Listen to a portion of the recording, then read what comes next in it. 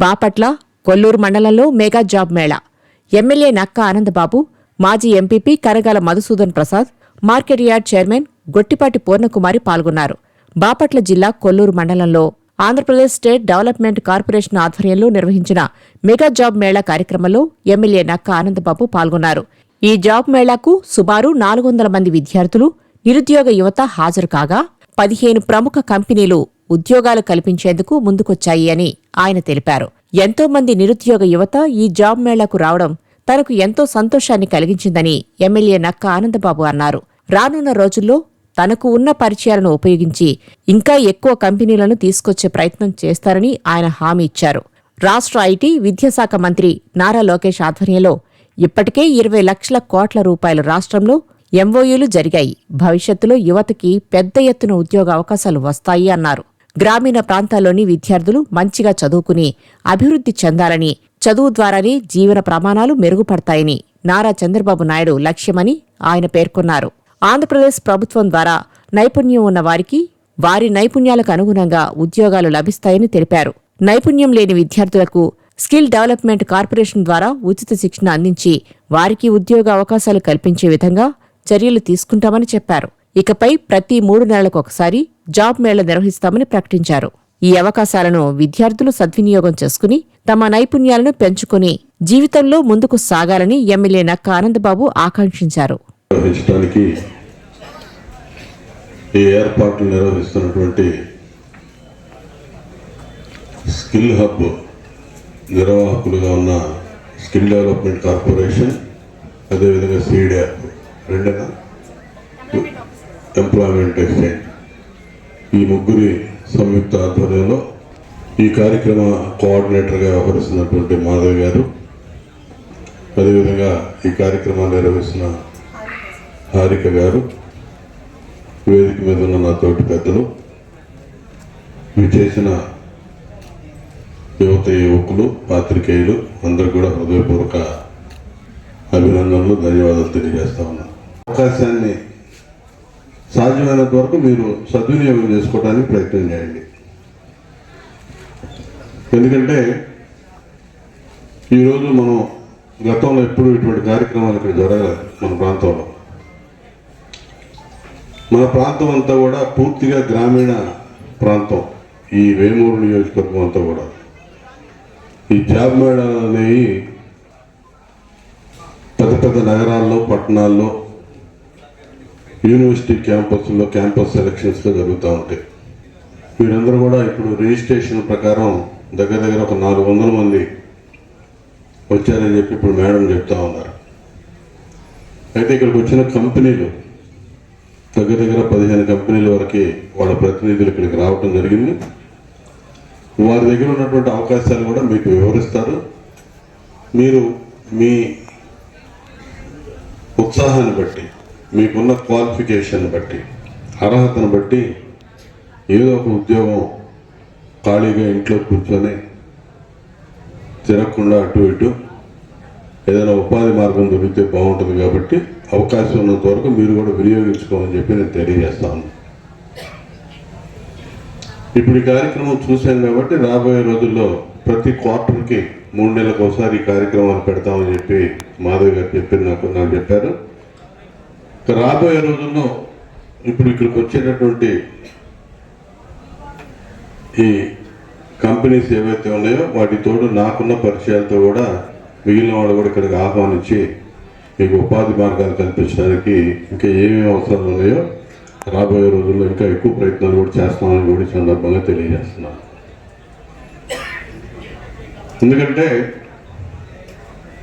ఈ రాష్ట్రం పరిస్థితి మీరందరూ కూడా ఆలోచించుకోండి.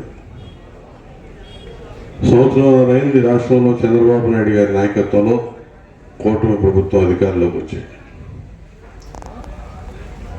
మేము అధికారానికి రాకముందు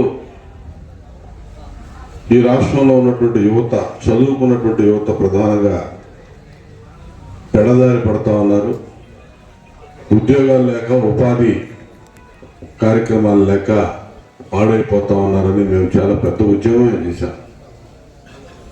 ఈ రాష్ట్రాన్ని జగన్మోహన్ రెడ్డి గంజాయి, మాదక ద్రవ్యాలకి ఆ రోజు అడ్డాగా మార్చాడు. యువతరం అంతా కూడా పాడైపోయే పరిస్థితులు వాతావరణం ఈ రాష్ట్రంలో క్రియేట్ చేశారు. అంటే ఇప్పుడు ఎన్నికలు లేవు, కానీ ఇప్పుడు చెప్తున్నానంటే గుర్తు చేస్తున్నాను మీకు. నేను ఇవాళ ఏదైతే చెప్పానో ఆ రోజు మీరు అందరూ నమ్మారు. నమ్మబట్టే మమ్మల్ని అందరినీ గెలిపించారు. జగన్మోహన్ రెడ్డి పనికిరాడని చెప్పి పంపించారు. కాబట్టి అది వాస్తవం నేను చెప్పింది. అదే పరిస్థితుల్లో ఆ రోజు యువగళం పాదయాత్ర ద్వారా నారా లోకేష్ గారు రాష్ట్రం అంతా పర్యటించి పాదయాత్ర చేసి యువతరానికి, ముఖ్యంగా యువతకు సంబంధించి ఎదుర్కొంటున్నటువంటి సమస్యలు, మేము అధికారంలోకి వస్తాం, అధికారంలోకి వచ్చిన వెంటనే దాదాపు 20 లక్షల ఉద్యోగాలు కల్పించడానికి అవకాశాలు సృష్టిస్తామని చెప్పి మాట ఇచ్చారు. దానికి తగ్గట్టుగానే ఈ సంవత్సరాల కాలంలో పారిశ్రామికవేత్తలు ఆంధ్రప్రదేశ్ రావడానికి వారికి అవసరమైనటువంటి మౌలిక వస్తువులు కానీ ఇతర సబ్సిడీలు కానీ అన్ని రకాల అవకాశాలు ఈ రాష్ట్రంలో కలుగజేస్తూ ఆంధ్రప్రదేశ్ వైపు గొప్ప గొప్ప పారిశ్రామికవేత్తలంతా చూసేటట్టుగా ఇవాళ లోకేష్ గారు ప్రయత్నాలు చేస్తూ ఉన్నాడు. చంద్రబాబు నాయుడు గారి సహకారంతో ఇవాళ సిఐఐ సమ్మిట్ విశాఖపట్నంలో జరిగితే 16.5 లక్షల కోట్లు పెట్టుబడులు పెట్టడానికి పారిశ్రామికవేత్తలు దేశ విదేశాల నుంచి పరిశ్రమలు స్థాపించడానికి మన రాష్ట్రంలో ఎంఓఏలు చేస్తున్నారు.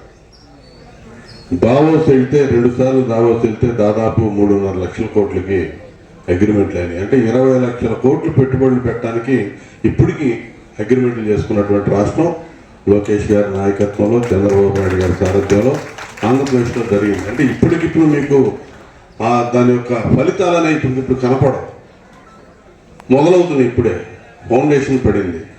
రాబోయే 2 సంవత్సరాలు 3 సంవత్సరాల్లో ఖచ్చితంగా ఈ ఉపాధి ఉద్యోగ అవకాశాలు కలగటానికి పూర్తి స్థాయిలో ఫౌండేషన్ అనేది ఇప్పుడు మొదలైంది.